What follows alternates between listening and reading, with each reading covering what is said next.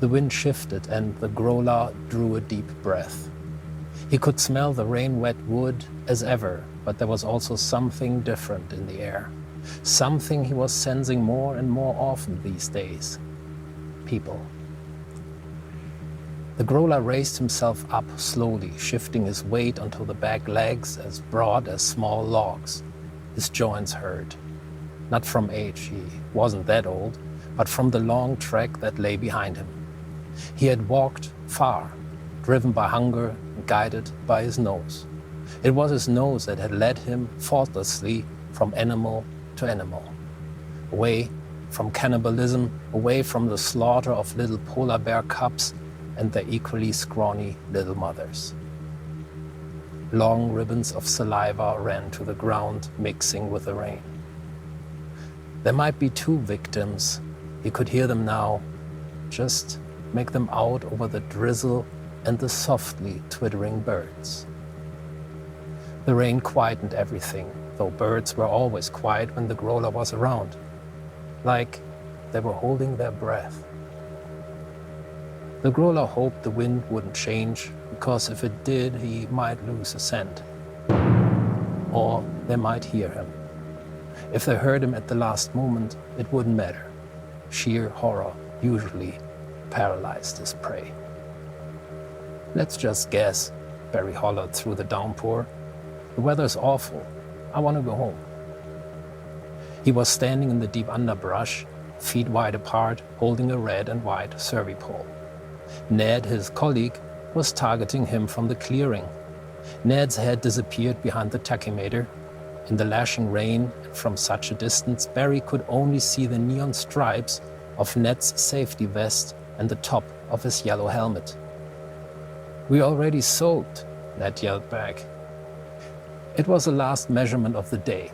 Soon they'd drive back to the motel in Whitehorse, shower and call their families, and head straight to the restaurant for burgers and beers. 5 more minutes won't make a difference. Back again, back, 6 meters. Great, thought Barry. He trudged further into the forest through the slippery undergrowth. Finally, he heard Ned yell, "Stop!"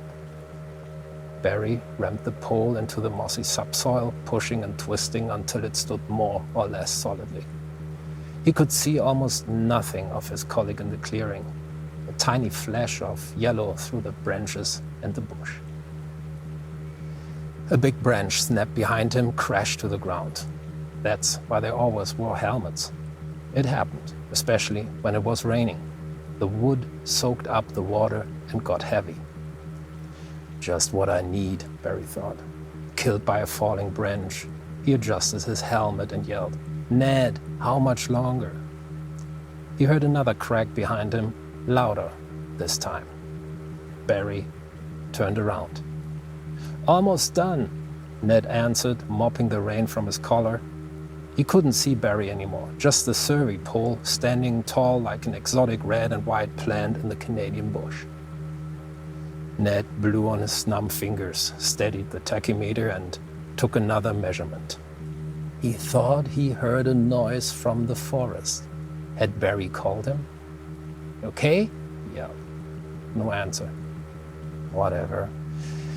Closing his left eye and pressing the other one into the rubber eye pad.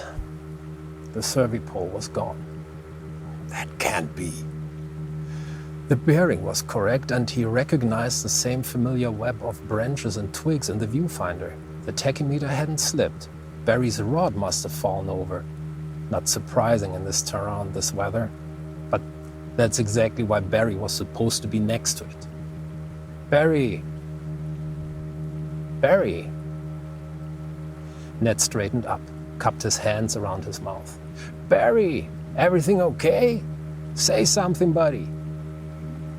"Oh, man," he whispered and moved slowly towards the edge of the clearing, hands shoved deep into the pockets, and said louder, "Cut it out, man. We are as good as done." He stopped halfway to the forest.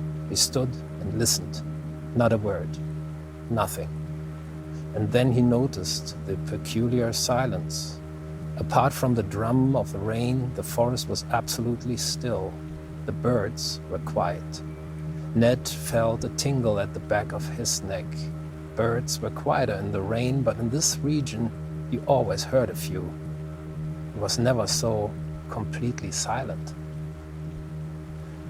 There could be a bear in the area, or a puma. They often encountered animals in their line of work, and that's why they kept their bear spray handy. Ned's right hand reached for the leather bag where he kept his pepper spray. The Grolar found the human. Pink saliva drooled to the ground, caused by the bone splinter that had penetrated his gums. With a quick move, the bear broke out of the darkness of the forest, and the human dropped something, and as the Grolar closed in, sheer horror paralyzed his prey.